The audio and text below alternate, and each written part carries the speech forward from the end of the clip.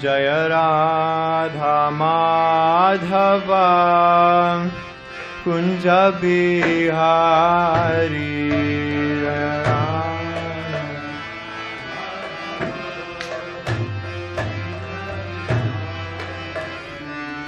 Jaya Radha Madhava Kunja Bihari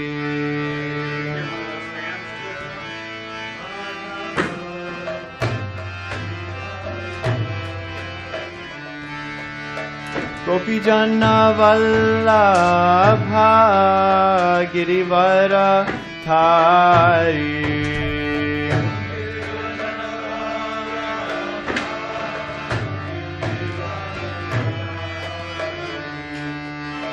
Gopi Jana Vallabha Girivara Thari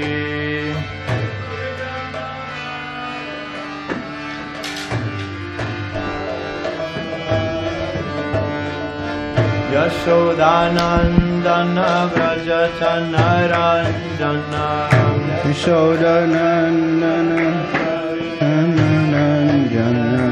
Yashodanandana Vraja Chanaranjana Yanandana Vraja Chanaranjana Yamunatira Vanachari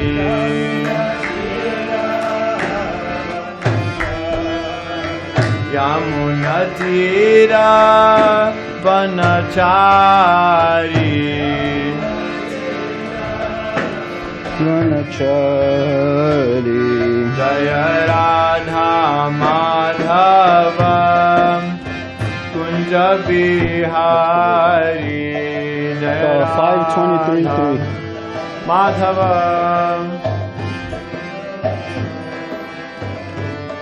Jaya Radha Madhava Kunja Bihari Big thing.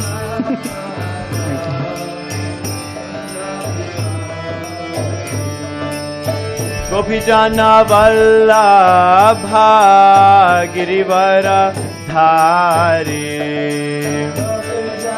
Vallabha Girivara Dhari Gopi Jana Vallabha Girivara Dhari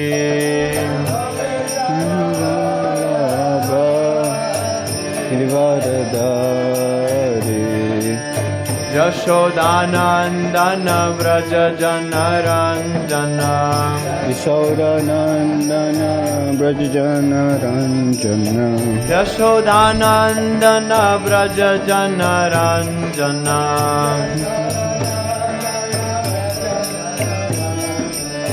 Yamunatira Vanachari Yamunatira Vanachari Yamunatira Vanachari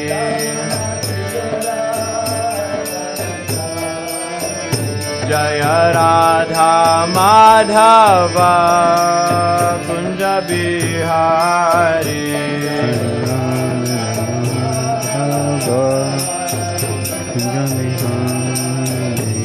Jaya Radha Madhava Kunja Bihari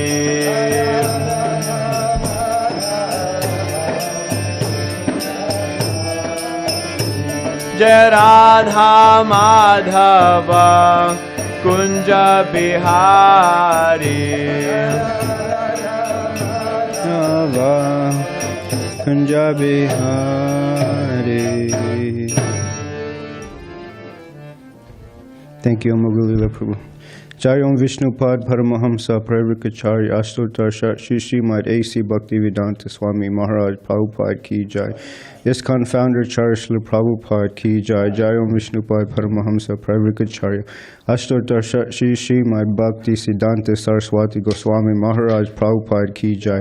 Namacharya Srila Haridas Thakur Ki Jai. Prem Sekho Shri Krishna Chaitanya Prabhu Nityananda Shri Advaita Gadadhar Shri Vasari Gaura Bhakta Vrinda Ki Jai. Shri Jai Shri Radha Krishna Gopa Gopinath Shamakun Radhakun Giri Govardhan Ki Jai, Shri Mayapur Dham Ki Jai, Shri Vrindavan Dham Ki Jai, Jagannath Puri Dham Ki Jai, Ganga Mai Ki Jai, Yamuna Mai Ki Jai, Bhakti Devi Ki Jai, Tulsi Devi Ki Jai, Nauti Koti Vaishnav Vrinda Ki Jai, Shri Harinam Sankirtan Ki Jai, Grantaraj Srimad Bhagavatam Ki Jai, Samaveda Bhakta Vrinda Ki Jai, Gaura Premanande.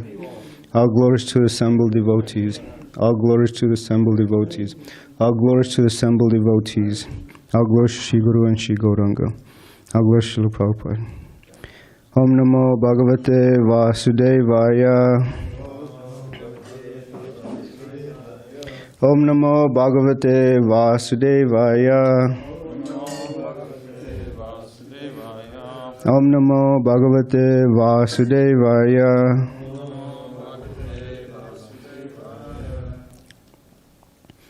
Hare Krishna, good morning, welcome. So today we'll be reading from Srimad Bhagavatam, 5th Canto, Chapter 23, Text 3. So it's prose, so I'm not even going to try to attempt it. So I'll read the translation. And I remember His Grace Rajendra Nandana Prabhu, when we had a very long purport, I was thinking we can go around and read paragraphs. Is that okay? Is that everyone? Okay. Translation and purport by His Divine Grace, A.C. Bhaktivedanta Swami, Srila Prabhupada. When bulls are yoked together and tied to a central post to thresh rice, they tread around that pivot without deviating from their proper positions. One bull being closest to the post, another in the middle, and a third on the outside. Similarly, all the planets and all the hundreds and thousands of stars revolve around the pole star, the planet of Dhruva Maharaj, in their respective orbits, some higher and some lower, fastened by the Supreme Personality of Godhead to the machine of material nature, according to the results of their fruitive acts. They are driven around the pole star by the wind and will continue to be so until the end of creation. These planets float in the air within the vast sky, just as clouds with hundreds of tons of water float in the air, whereas the great Shayana eagles, due to the results of past activities, fly high in the sky and have no chance of falling to the ground. Purport.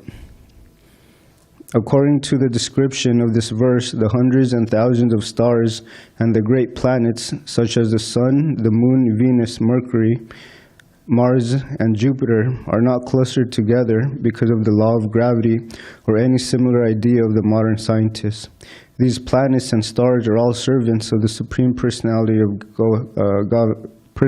Godhead, Govinda or Krishna. And according to His order, they sit in their chariots and travel in their respective orbits. The orbits in which they move are compared to machines given by material nature to the operating deities of the stars and planets, who carry out the orders of the Supreme Personality of Godhead by revolving around Dhruvaloka, which is occupied by the great devotee Mahārāja Dhruva. This is confirmed in the Brahma Samhita 552 as follows. Yachakshur esha savita shakala grahanam raja samasta suramurtir ashesha teja yasya brahmanti samribita khala chakro govindamadi purusham tam ham bhajami. Okay, I'll read the translation. I worship Govinda, the primeval Lord, the Supreme Personality of Godhead, under whose control even the sun, which is considered to be the eye of the Lord, rotates within the fixed orbit of eternal time. The sun is the king of all planetary systems and has unlimited potency in heat and light. This verse from Brahma Samhita confirms that even the largest and most powerful planet, the sun, rotates within a fixed orbit, or Kala Chakra, in obedience to the order of the Supreme Personality of Godhead. This has nothing to do with gravity or any other imaginary laws created by the material scientists. Next person, please. I could read it.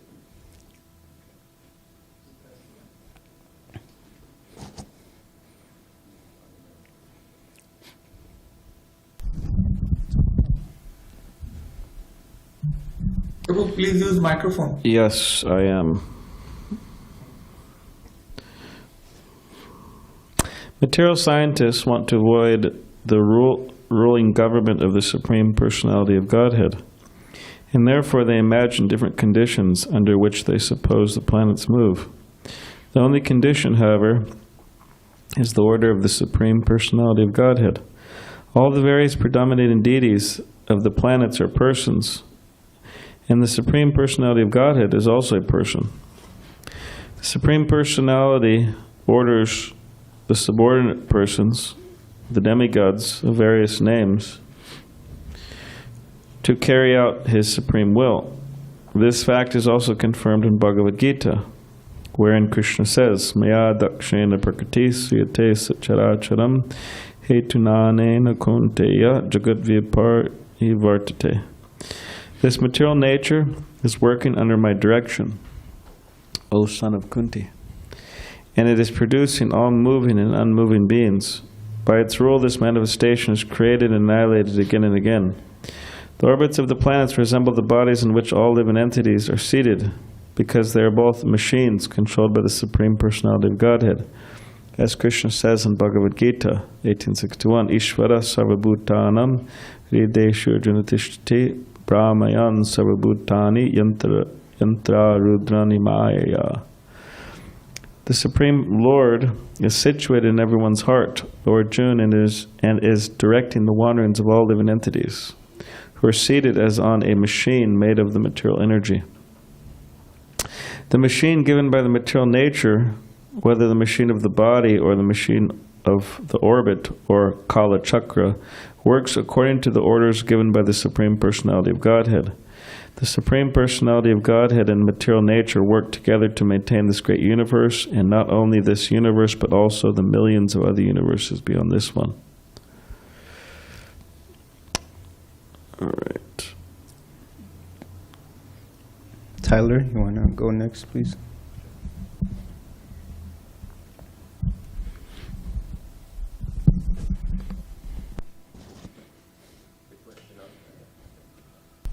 Haribol. The question of how the planets and the stars are floating is also answered in this verse. It is not because of the laws of gravity. Rather, the planets and stars are enabled to float by manipulations of the air. It is due to such manipulations that big, heavy clouds float and big eagles fly in the sky. Modern airplanes like the 747 jet aircraft work in a similar way. By controlling the air, they float high in the sky, resisting the tendency to fall to earth. Such adjustments of the air are all made possible by the cooperation of the principles of Purusha, male, and Prakriti, female.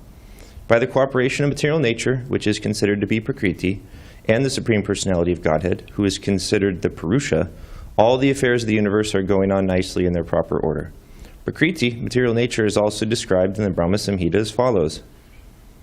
Shristi, Stihiti, Pralaya, Sadhana, Saktir Eka, Chayeva, Yasya, Bhuvanani, Bibharti, Durga, Icha Nirupam, Api Yasya, Cha Chistate Sa, Govindam Adi Purusham Tam Aham Bhajami.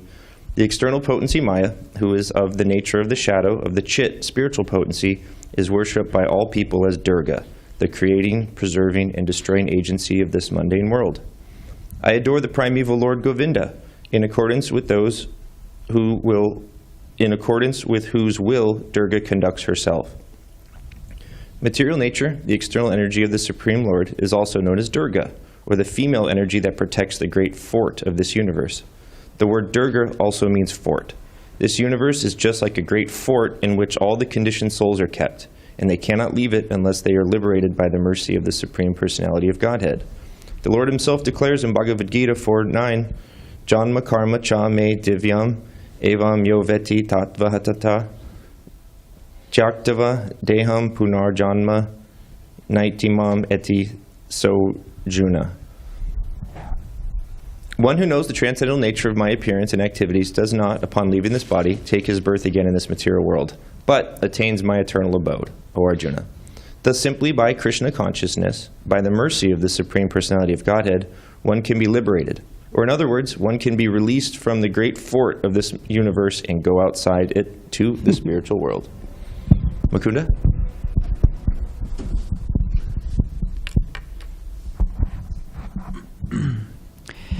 It is also significant that the predominating deities of even the greatest planets have been offered their exalted posts because of the very valuable pious activities they performed in previous births.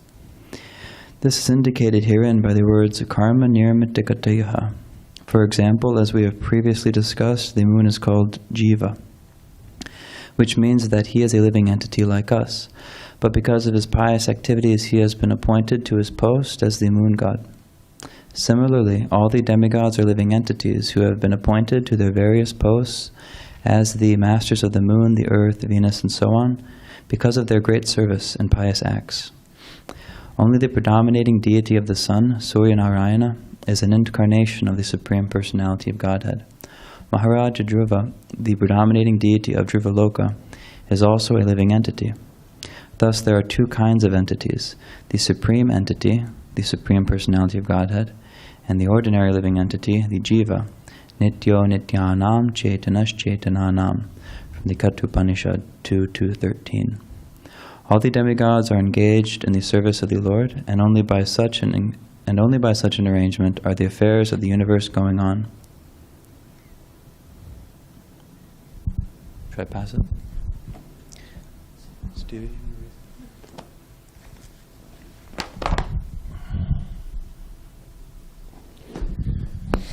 Regarding the great eagles mentioned in this verse, it is understood that there are eagles so big that they can prey on big elephants. They fly so high that they can travel from one planet to another.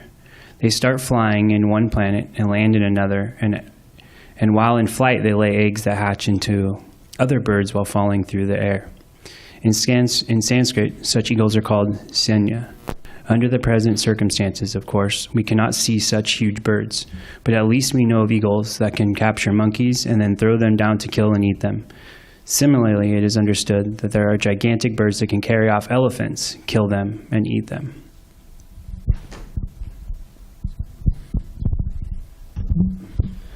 The two examples of the eagle and the cloud are sufficient to prove that flying and floating can be made possible through adjustments of the air. The planets, in a similar way, are floating because material nature adjusts the air according to the orders of the Supreme Lord. It could be said that these adjustments constitute the law of gravity, but in any case, one must accept that these laws are made by the Supreme Personality of Godhead. The so-called scientists have no control over them. The scientists can falsely, improperly declare that there is no God, but this is not a fact. Thank you for your cooperation. Jai Om Jnana-timirandasya Jnananjana-shalakaya Chakshurmilitam Yena Tasmai Shri Gurave Namah. Shri Chaitanya Manobhishtam Stapitam Yena Bhutale Swayam Rupa Kadamayam Dadati Swapanandikam. Vandeham Shri Guru Shri Yutapara Kamalam Shri Gurun Vaisnavamscha. Shri Rupam Sagrajatam Sagana Raghunatan Vitam Tam Sajivam Sadvaitam Savadutam Parijana Saitam Krishna Chaitanya Devam Shri Radha Krishna Padan Sahagana Lalita Shri Vishakan Vitam. Hey Krishna Karuna Sindhu Dina Bandho Jagatpate Gopesha Gopika Kanta Radha Kanta Namostate Tapta Kanchana Gaurangi Radhe Vrindavaneshwari Vrishubhana Sute Devi Pranamami Haripi Jai Shri Krishna Chaitanya Prabhu Nityananda Shri Advaita Gadadhara Shivasari Gaura Bhakta Vrinda Hare Krishna Krishna Krishna Hare Hare Hare Rama Rama Rama Hare Hare Mukam karoti vachalam pangam langayati girim yad kripatam maham vande Shri Gurum Dintarinam. Hare Krishna. So this is an amazing purport. It describes the planets, how they stay in orbit, and how they revolve around the pole star of Dhruvaloka. And describes how Krishna, the all-attractive Supreme Personality of Godhead, is controlling everything, from material nature to even the wandering of every living entity. Ishvara Paramas Krishna Satchitananda Vigraha Anadir Adir Govinda Sarva Karna Karna. This translates as, Krishna, who is known as Govinda, is the Supreme Godhead. He has an eternal, blissful, spiritual body, and he is the origin of all. He has no origin, and he is the prime cause of all causes. So these materialistic people, they're trying to take the position of Krishna. They're trying to live forever. They're trying to manipulate the body. And there's a saying that it's better to reign in hell than to serve in heaven. So a lot of people, they want to be king. They want to be the master of, And Srila Prabhupada, Actually, Chaitanya Mahaprabhu, he gives the identity of the souls, the living entities. He says, Jivera Swarup Hoy Krishnera Nitya Das. It is the living entity's constitutional position to be an eternal servant of Krishna. There's a word called, known as Dharma. Have you guys heard of this? Okay. So Dharma means the essence or the inherent characteristic of something. The nature of, or the dharma of sugar is sweetness. The dharma of water is liquid. The dharma of chili is spicy, like that. You can't separate it from the object. So we living entities, we have a dharma to serve. When we have children, we serve them. A father serves the mother. The wife serves the husband. And if we are working, we have a boss to serve. And Srila Prabhupada, he says, if we don't want to serve anybody, people get pet cats and pet dogs and they serve that. So by nature we have to serve, but the perfection of service is towards Krishna. Because the living entity, we're part and parcel of Krishna. We're individual souls and we belong to the Supreme Soul. And Srila Prabhupada, he says that everyone is envious of Krishna. They're trying to live eternally, they're trying to chase happiness or bliss, and they're proud of their speculative knowledge. And Srila Prabhupada, he says, there is no need for speculation for the devotees. We have knowledge from the Srimad Bhagavatam, and the karmis, the fruitive workers, they're trying to enjoy life by increasing the duration of life. They're trying to stop death, or their intention is to increase the duration of life through modern medical or scientific method. They're trying to defy God's law. And what are those laws? There's 4. Birth, disease, old age, and death. These are the 4 conditions that when we take birth in this material world, we have to abide by these 4 conditions. We take birth, we get some type of disease, we grow old, and then we have to leave the body. And Srila Prabhupada, he says no one wants to become old. If you ask an old person, what is your age? If he's 80 years old, he'll decrease the number. I'm 60 years old. So that means that he's trying to live forever. He's trying to stay young. That is his intention. And nobody wants to die, but they're trying to cheat death. I was distributing books in Balboa Park, and I was speaking to some elder gentleman. And he was telling me he was very happy, he had no care in the world. But when I asked him, what happens when you die? What happens in your next life? You know what he told me? He said, I'm not worried about that. So many people, they're foolishly thinking they're happy in this material world. But Krishna, he says, Mrityu sarva haraschaham, that Krishna is all-devouring death. He takes everything away. Whatever accomplishments that we have, whatever little, just like if you have money, you can't bring that with you in your next life. Even if you work so hard and you accumulate millions and billions of dollars, you can't bring 1 penny with you in your next life. And tomorrow is not guaranteed. And people have this idea that, oh, I have another 4 more years, another year to go. But we don't know. Padam padam yadvipadam natesham. That in this material world, there's danger in every step. And this old man, little does he know that Yamaraj and the Yamadutas are waiting for him. And the Yamadutas, they rip the soul from the body and they drag him to hellish conditions for punishment. And this reminded me of that famous question by the Yaksha to Yudhishthira Maharaj in the Mahabharata. So in the Mahabharata, there was a lake of death. And anyone who drank from this lake they fell down, meaning they were unconscious. So Yudhishthira Maharaj, they were in great need of water. They were very thirsty. So he asked Nakula, to go look for water, to climb a tall tree and see if he can spot any rivers for drinking. And Nakul, he went up this tree and he saw a river there. So he went to this river. And he was about to drink the water when there was a voice from the sky, and he told him, please don't drink this water. You have to answer questions first. And Nakula, he was very thirsty, so he didn't pay attention to the voice. As soon as he drank water and it passed through his lips, he fell down dead. So then Yudhishthira Maharaj, he asked Sahadev, the other twin, to go look for his brother. So Sahadev went searching, and he found his brother lying on the floor. And he didn't see any fight going on, so he was wondering, how did my brother fall? Or how did my brother come to this condition? And so he was about to drink water again, but the voice in the sky told him, my dear child, please don't drink. You will suffer the same fate as your brother. You should answer my questions first. And Sahadev, he ignored the warning, and he took a palmful of water and he drank it. And the same thing happened. He fell down dead. So then Yudhishthira told Arjuna to go see what had happened. He was very anxious. He didn't know what was happening to his other brothers. So Arjuna went in the lake and he heard the same voice.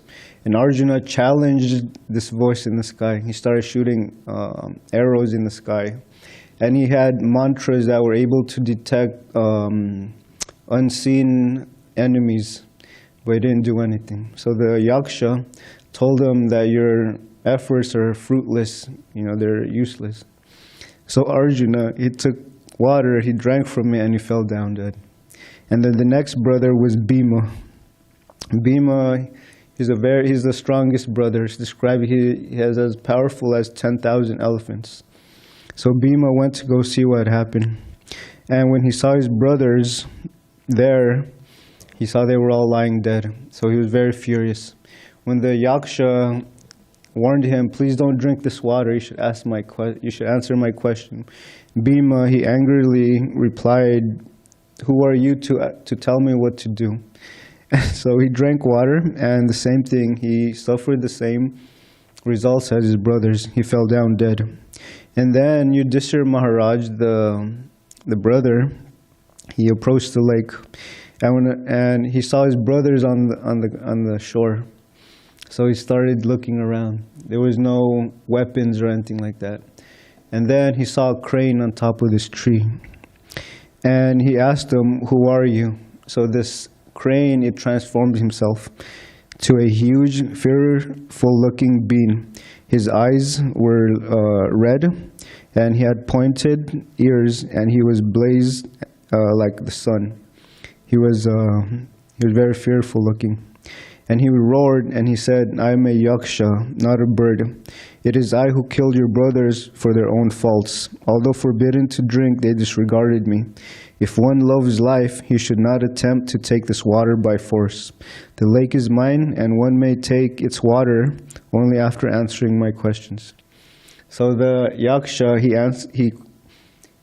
he asked a few interesting questions, actually. So I'm going to read a few of them. So the yaksha began to place questions to Yudhishthira Maharaj. He asked, what makes the soul rise out of his entanglement in matter? Who keeps him company? Who is his guide on that spiritual journey? And on what is he established? So Yudhishthira Maharaj, keep in mind he was thirsty, but his Dharmaraj. So even though he was thirsty, he was able to answer nicely. He said, it is knowledge of the Supreme Lord which makes the soul rise. Godly qualities are his companions. Dharma is his guide, and he is established on truth. And then the yaksha asked Yudhishthira Maharaj, what happens or what makes one learned? What does one attain to that which is most exalted? How does one acquire a second self? And by what, O king, does one become wise? So Yudhishthira Maharaj, he says, one becomes learned by studying the Vedas, by asceticism. Yeah.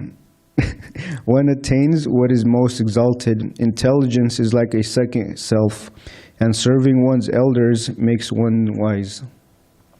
So then he asked the famous question, who in this world is happy, and what is the most wonderful thing? You know this, Vaikuntha Prabhu? Yeah. So Yudhishthira Maharaj, he says, he who is neither in debt nor exiled, and who lives simply, eating simple food in his own home, is happy. And the most wonderful thing about this world is that countless creatures are going to the abode of death. We see so many people losing their life, even stepping on ants, bugs. But those that remain believe themselves to be immortal. See, everyone's thinking, I'm not going to die. And there's a famous poet or philosopher, he says, I always knew that man was mortal, but I always thought death would make an exception for me.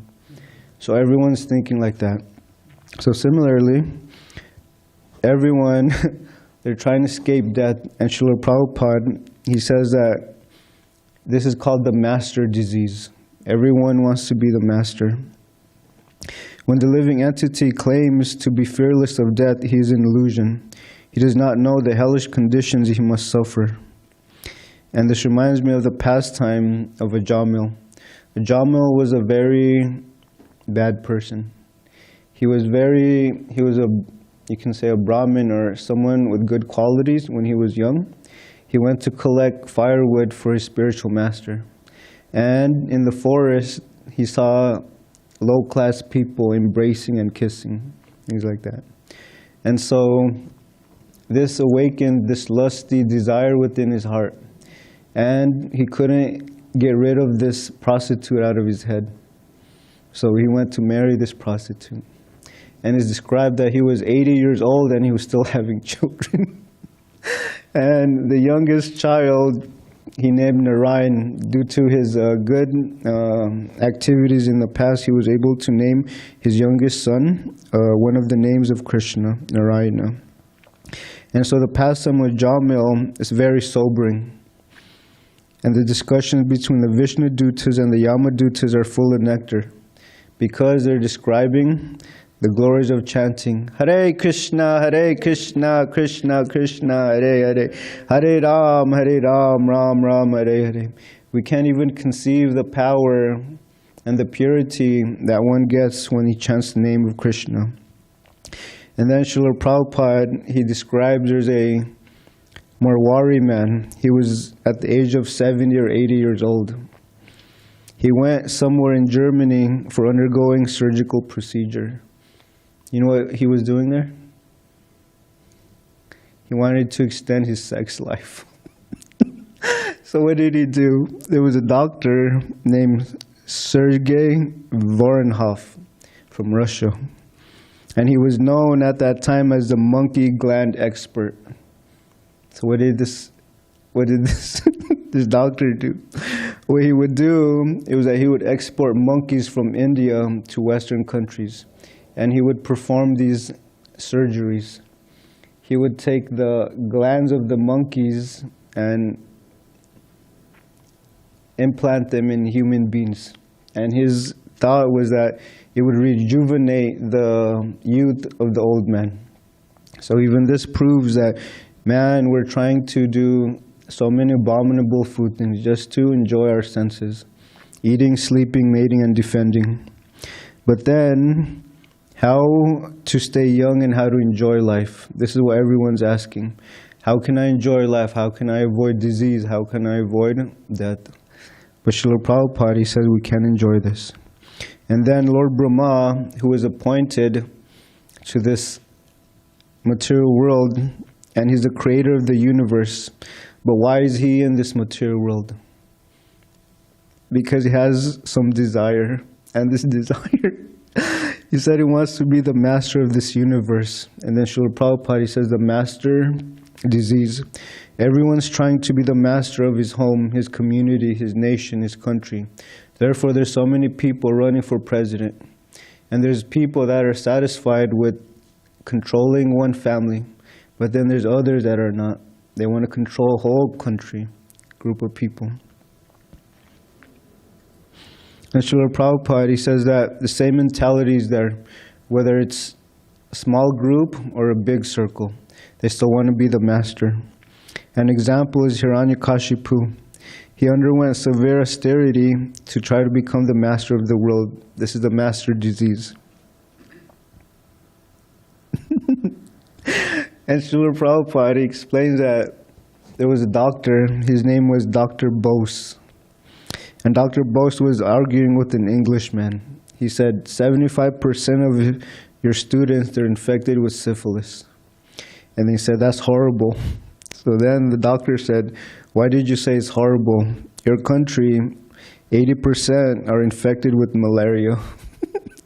So they're arguing, which disease is better, malaria or syphilis. So Srila Prabhupada, he says the disease is the same. Disease is disease, and it doesn't matter. So people think, I'm in a higher position. I drive a fancy car while you drive a beat-up car. These are different shackles to this material world. And then, what is the cure? Krishna comes to cure this disease, this master disease. Sarva dharman parityaja mam ekam sharanam vraja. Aham tvam sarva papebhyo moksha yishyami masucha. And Srila Prabhupada, he says, you rascal, you are not master.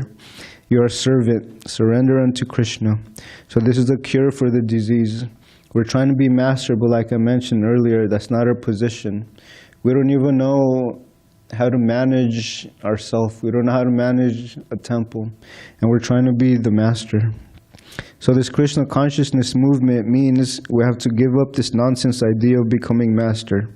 We have to learn how to be a servant. Not only servant, but the servant of the servant of the servant. Das das anu das. And then Srila Prabhupada, he quotes, one who has learned to be the servant of Krishna's servant, he is perfect.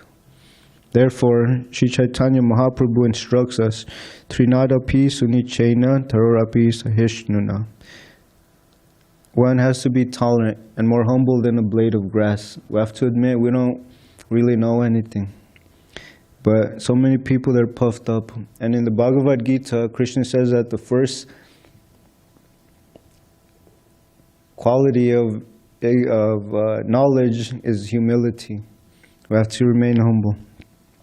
And then Prabhupada says, this is the parampara servant.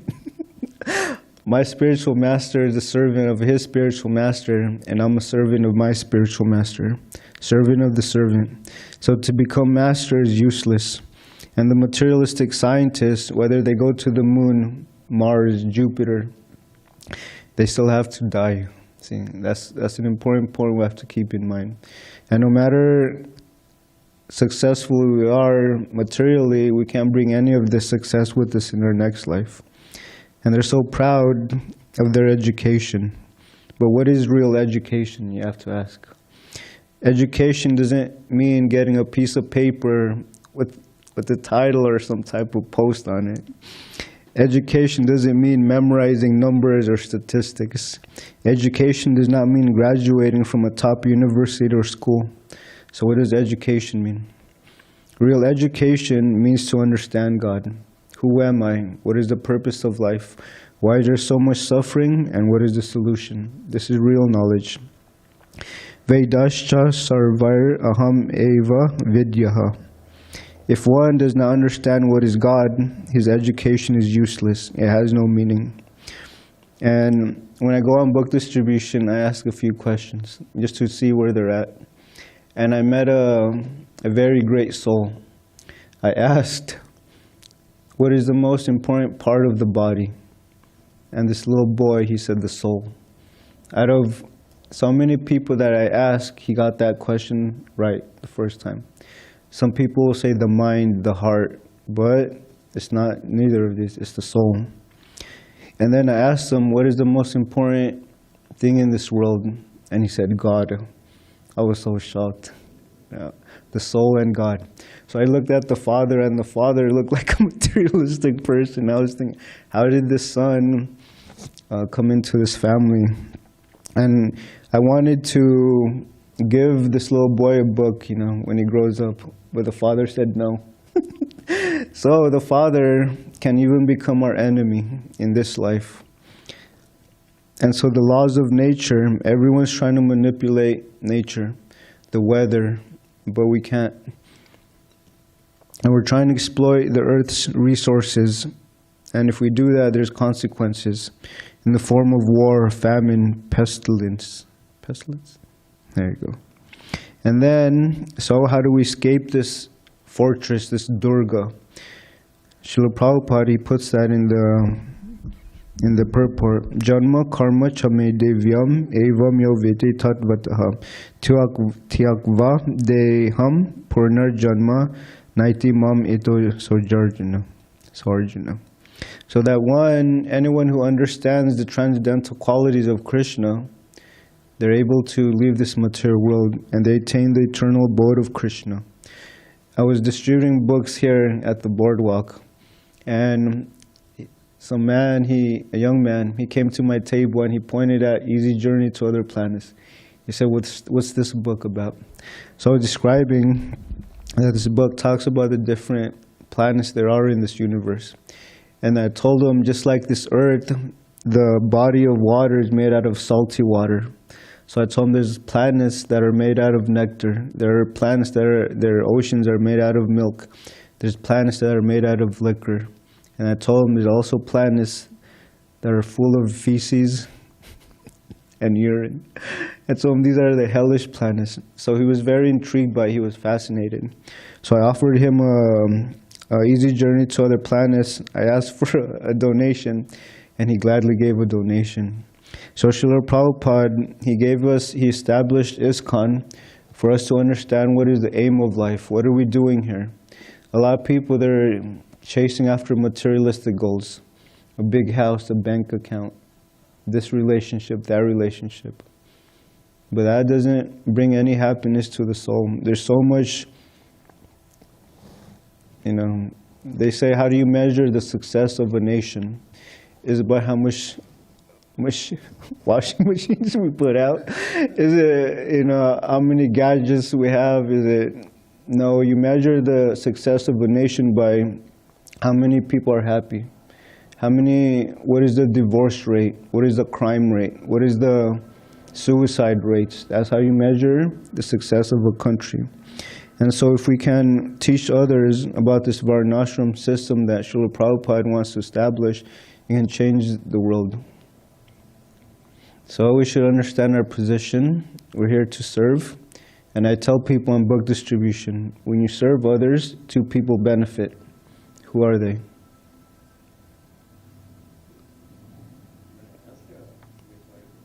Yeah. The person serving and the person being served. Exactly.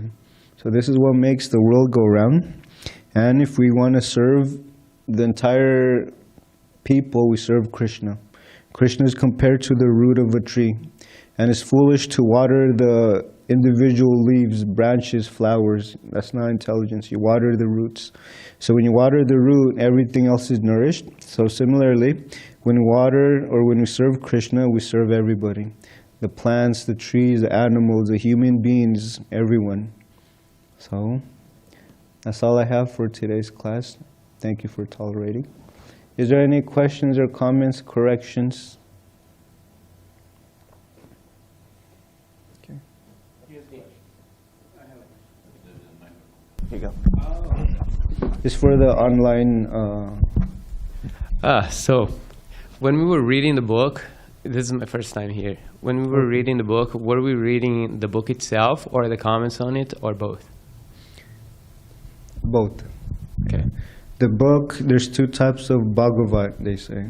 There's a person, Bhagavat, or a devotee, and then the book Bhagavat. And they're not different, because that's the definition of absolute. Like Srila Prabhupada, he would use this example that in the spiritual world, 1 + 1 is 1, and 1 - 1 is 1.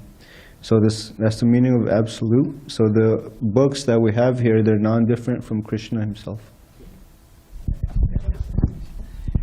And the book was written about 5,000 years ago, right? It was spoken 5,000 years ago. Okay, and the comments, when were the comments written? So Srila Prabhupada, he takes the different commentaries from our previous teachers, and we should stress that there's so many versions of the Bhagavad Gita all around the world, but none of these commentators, they're not practicing the philosophy or the tradition themselves.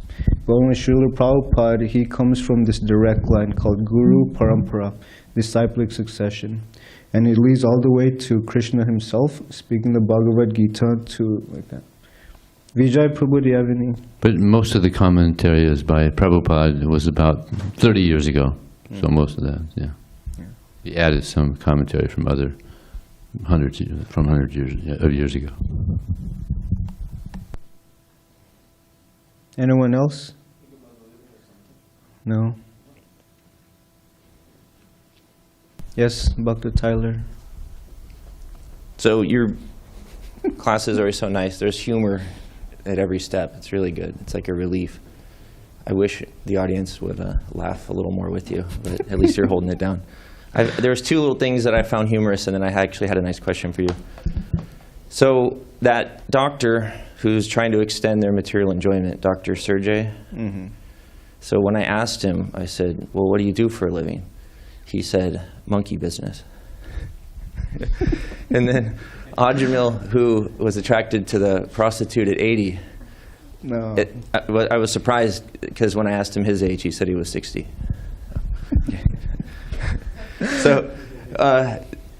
So what if you meet someone, and this is like a few different perspectives kind of rolled into one, and I can give the objection, and then let's try to figure out how we can handle it. So someone accepts I live forever, right?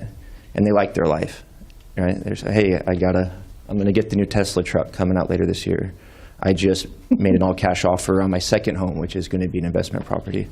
I have 3 children, and we're thinking of adopting a new child from, well, what's the current cool country? Oh, South Africa. Okay, we're going to. So like they're doing it really well in material nature, right? And so you tell them this life's temporary. After this life, you might go to a heavenly planet. He's like, I can have 3 houses? I can have 3 Teslas? Wow. And then you say, well, you could go to a hellish planet. He's like, oh, so I'll drive a Pinto and I'll rent an apartment. But all of those positions are temporary. So he's saying, well, look, I like life. I'm just going to keep living on. Whether I'm in slightly better conditions or slightly worse conditions, I still get to live on. This is all I've ever known. I'm happy here. This is just how it is. So I'm just going to continue forward. What's the difference? Just keep living life. I live forever. So then we tell him, well, actually, this is suffering, though. But he's like, well, I mean, I don't really remember my birth. Growing old happens naturally. I mean, I made it through Corona. I can handle sickness, and we all die. What's the deal? This is fine. I'm okay with this. And he genuinely believes that. This is all I've known. I like life. I'm happy. It might get a little better, it might get a little worse, but hey, man, I live forever. This is just how it is. What do we tell someone like that? Is that Shinya Punya Nityāloka Vishanti? So after exhausting all your pious credits from the heavenly planet, you come back to earth. So Dravida Prabhu usually says, you didn't really accomplish anything. And when you take birth again, you may not have a favorable condition. See? You may be born in a bad family. You may be born, lacking money, wealth, like that. So then you have to start over again. But anyway, there's so many ways to answer that. But a lot of people, Srila Prabhupada said, they're dull-minded. They don't understand that attachment brings suffering. And so when we're attached to our home, when we're attached to our family, that same source that brings us happiness, when it's taken away, it becomes the same source of misery. So a wise person, they don't take delight in temporary things. And I'm going to let someone else answer. I'm just on that point. There is a situation where one can live forever. Where there is no death, there's no old age, no disease, no anxiety, So better to work out one's life so that one can go there instead of just living a, birth and death and disease and anxieties. So that's more intelligent. You have something to say? Me? Yes. It's about the attachment thing you just mentioned. Attachment is the source of all suffering. What if? Is all attachment bad? For instance, what if I am attached to the idea of, if I'm attached to not having attachments? It sounds like the attachment is good because I'm attached to not having attachments. So is all attachment bad? Not all attachments. If that attachment is towards Krishna or devotional service, then that's actually real desirelessness. But if you have a self-centered desire, like my spiritual master would say, isn't the desire to be selfless a self-centered desire? See? Because you're only worrying about your own self instead of trying to help others, trying to find real eternal happiness. So yeah, attachment is very difficult in this age. People, they're attached to so many silly things. Like hair, beard, things like that. So why not give all this up and try to pursue spiritual life? That's real intelligence. I have more questions, but I can wait for people to ask questions. Where are you guys from? I live here, but I'm from Brazil. Brazil. Okay. Okay. Oh, welcome to. Thank you for a very nice class. You've made a very convincing presentation about the futility of materialistic living and the benefits of spiritual engagement and devotional activities particularly. So because we have more guests than usual, I'm just wondering if you could share a little light on, along with becoming a monk or apart from becoming a monk, what are some practical ways if, people want to, spiritualize their life more according to the process you're sharing with us? So when I go on book distribution, people ask me this a lot. How is it like being a monk, I tell them it's wonderful. I tell them you're not worrying about sports, you're not worrying about relationships, you're not worrying about politics. You really focus on what is actually important in life. And it gives you time to reflect, what is real happiness, what is real fulfillment, what is bliss, things like that. But we understand everyone has their own nature, and not many people, they can move into a monastery right away. I'll tell you guys something. Mahārāja, when he asked me to move in, he said, you have 2 weeks, So I told him, Mahārāja, 2 weeks is too soon, And I said, 2 months. And then he smiled. He said, actually, I was going to say 2 months, but the propensity is to always stall, So he said, my original was 2 months. So it took me 2 months to kind of, you can say, detach from my worldly life and to fully dedicate my life to spirituality. But being a monk or practicing spiritual life,